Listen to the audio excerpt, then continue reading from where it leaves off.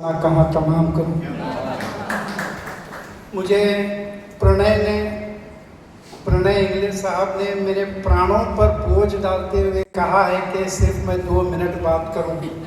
2 minute میں سے تو 1 منٹ اب نکل ہی گیا ہوگا، لیکن میں پرنئے سے اپنی پران کی آہوتی نہ دیتے ہوئے میں آپ سے گزارش کروں گا کہ مجھے 5 منٹ دے دیں، ورنہ میں پیاسا یہاں سے گزر جاؤں گا. بہرکیف للت کلا فاؤنڈیشن کے صدر محترم دلیپ کارخانی صاحب، اس بزم کے صدر تکارام پاٹل صاحب، شہ نشین پر تشریف فرما مہمانان خصوصی اور میرے سامنے جتنے بھی براجمان ہیں تمام اس بزم کے باذوق سامعین، میں یاسین راہی بلگام سے آپ لوگوں کی خدمت میں سلام عرض کرتا ہوں. السلام علیکم رحمۃ اللہ وبرکاتہ. حاضرین، دلیپ کارخانی صاحب نے للت کلا فاؤنڈیشن کی جو فاؤنڈیشن یا بنیاد رکھی ہے وہ محض مشاعرے اور گنگا جمنا تہذیب کو فروغ دینے کے لیے رکھی ہے. 77 سال کی عمر میں لوگ جہاں گھر سے باہر نہیں نکلتے، لوگ جہاں بستر پر پڑے رہتے ہیں، وہیں 77 سال کی اس عمر میں دلیپ کارخانی صاحب ایک بڑا مشن لے کر ہمارے سامنے آئے ہیں. میں آپ تمام کی جانب سے ان کی خدمت میں سلام عرض کرتا ہوں.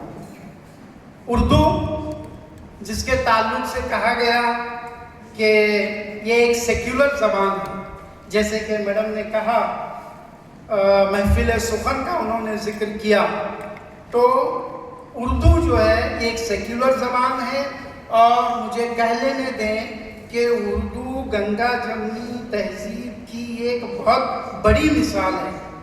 سیکولر زبان اور گنگا جمنی تہذیب کی ایک بہت بڑی مثال میں اس لیے کہہ رہا ہوں کہ اردو میں نہ صرف اردو ہی کے شبد یا ورڈز پائے گئے ہیں، بلکہ اردو میں آپ کو ہندی کے شبد بھی ملیں گے، سنسکرت کے شبد بھی ملیں گے، پرشین کے شبد بھی ملیں گے جیسے کہ میڈم نے کہا، اور عربک کے شبد بھی ملیں گے.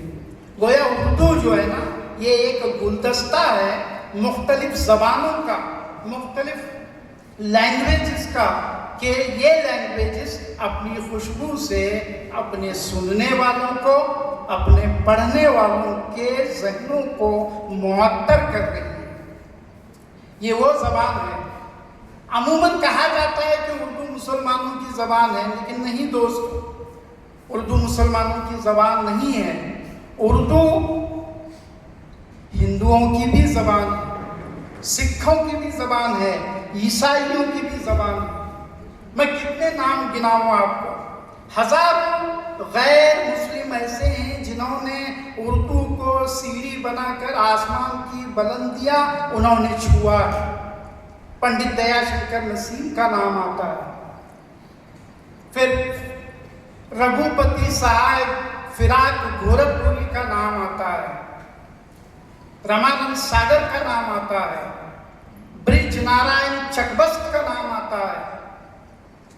پھر بہت سے ایسے نام آتے ہیں جنہوں نے اردو کو اپنایا اور اپنے نام کو روشن کیا. مجھے ایک بات یہاں یہ بھی کہہ دینے دیں کہ یہ لوگ اردو کے نہ ہوتے ہوئے اردو کو اپنا کر اپنا نام روشن کیا نہیں، اپنا نام روشن کیا ہی کیا ہے، لیکن ساتھ ساتھ اردو کا بھی نام اونچا کیا ہے. اردو کو بھی جو ہے انہوں نے فروغ پہنچایا ہے.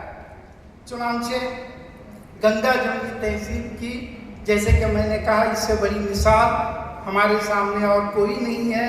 کہ علامہ اقبال نے کہا تھا کہ سارے جہاں سے اچھا ہندوستان ہمارا، ہم بلبلیں ہیں اس کی یہ گلستاں ہمارا.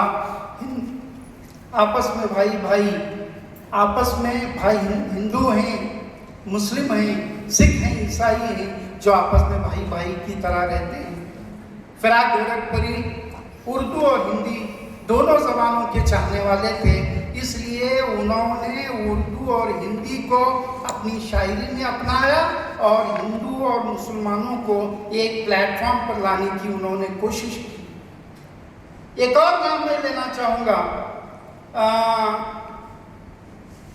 ڈاکٹر معصوم رضا، ڈاکٹر راہی معصوم رضا مسلم ہیں، مسلم تھے، لیکن انہوں نے ٹی وی سیریل مہابھارت کے ڈائلاگ لکھا۔ اس سے بڑی مثال اور کیا ہو سکتی ہے کہ ایک مسلم جو ہے مہابھارت کے ڈائلاگ لکھ رہا ہے۔ اسی وجہ سے دنیا نے انہیں، خاص کر ہندوستان والوں نے انہیں دوسرے وید ویاس کا نام دیا۔